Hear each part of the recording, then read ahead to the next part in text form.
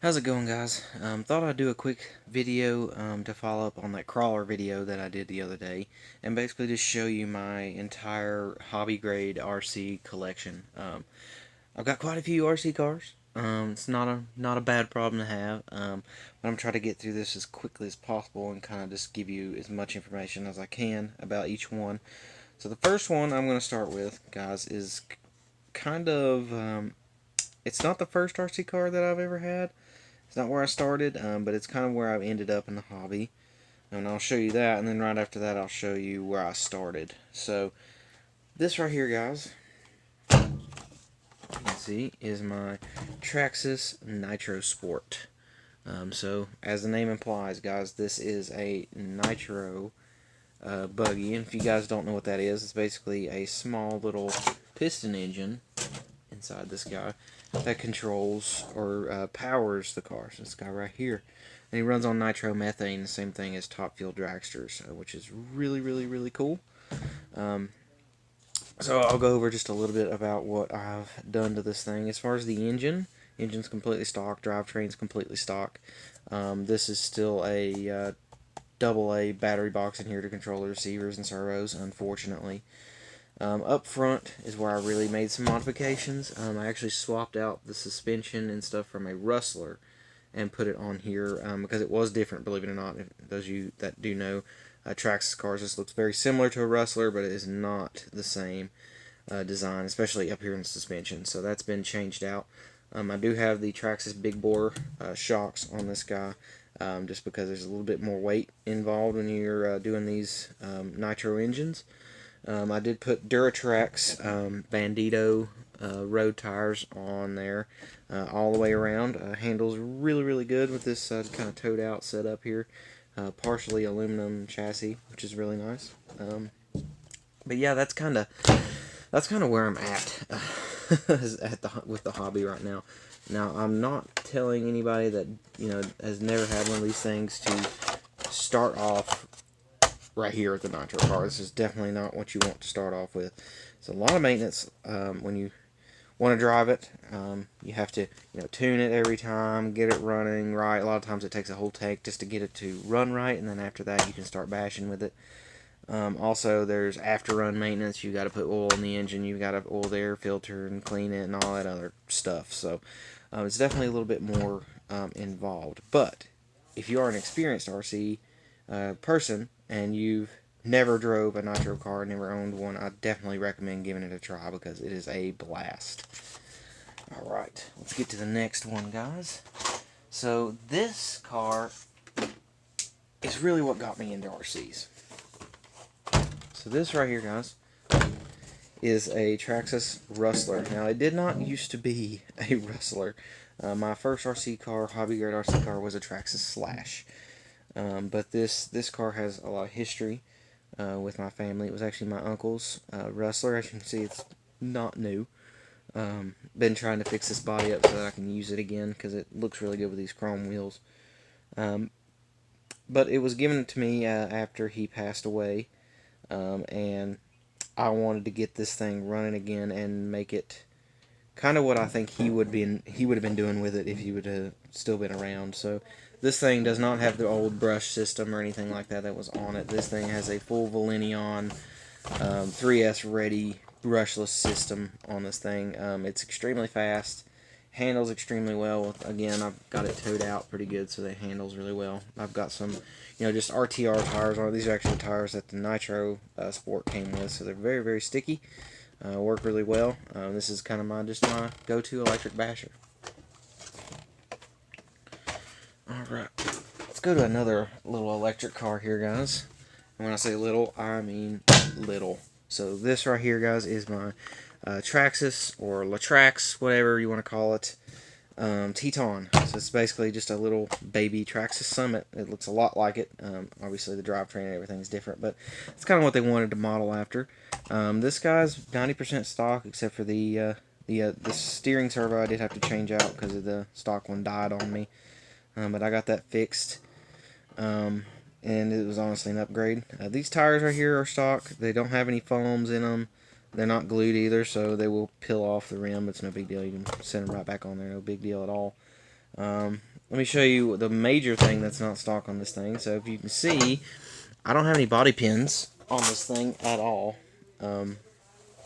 Instead, I've switched to Velcro.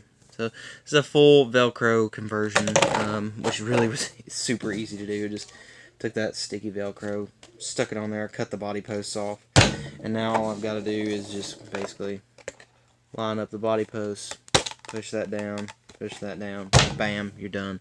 You can take it off really easy, get to everything. Great little basher for the skate park. That's really why I bought it, and it is perfect for that. Alright, next we're going to get into like my more scale-ish RC cars, ones that are more specialized. So, we'll start off with this guy.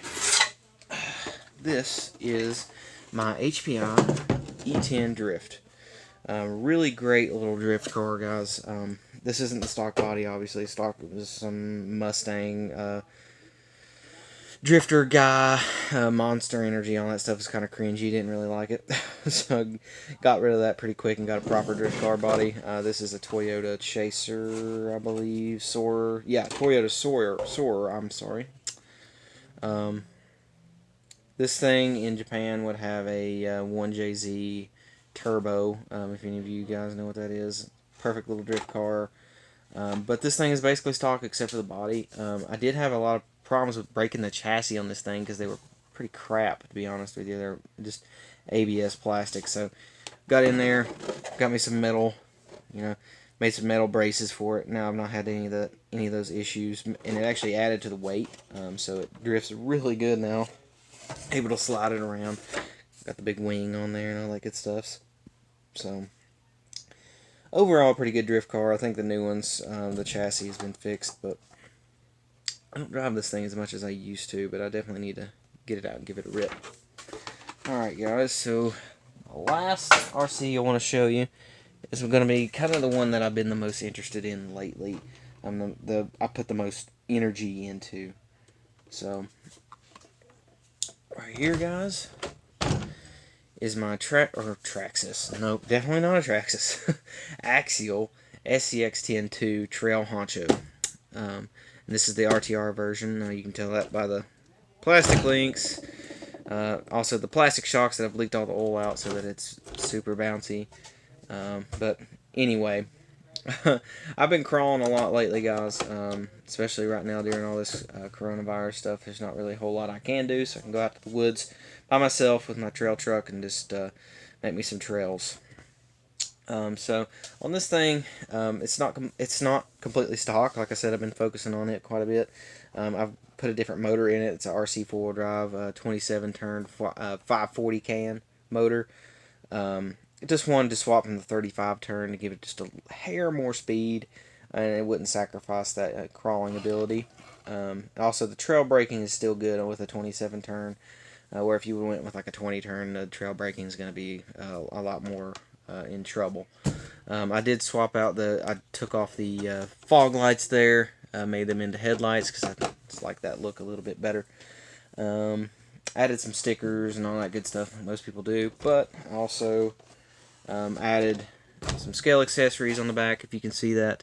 Not all of them, I guess. Push it down, maybe you can see it. So I got a fuel can, water can, ammo can, got another ammo can right here, sleeping bag. Got this weapons crate. It's actually got 2 weapons in. It's got a little RPG and a little AR in there. A couple fire extinguishers there, shovel, all kinds of cool stuff. Nice antenna for the back.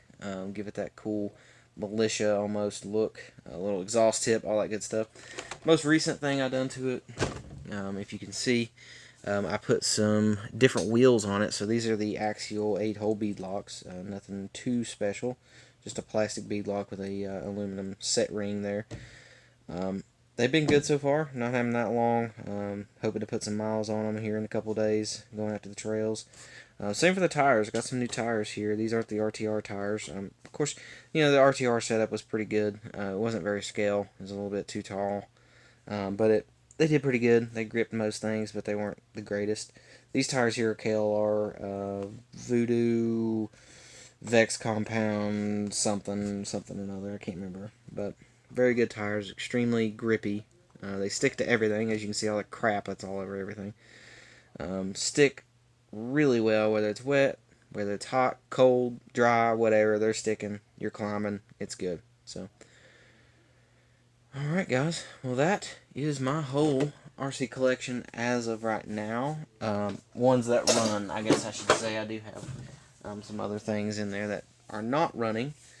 But that's where I'm at right now, guys. If you guys want to see any videos of any of these particular cars, just definitely comment down there, and I'll make a more tailored video for that specific car. I plan on doing that for at least the SCX-10 too.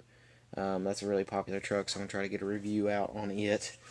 I may even do the Nitro Sport too, because there's not really any videos about the Nitro Sport out there. So be looking out for a possible review of this guy. But on that note, guys, I will see you later, and have a good one.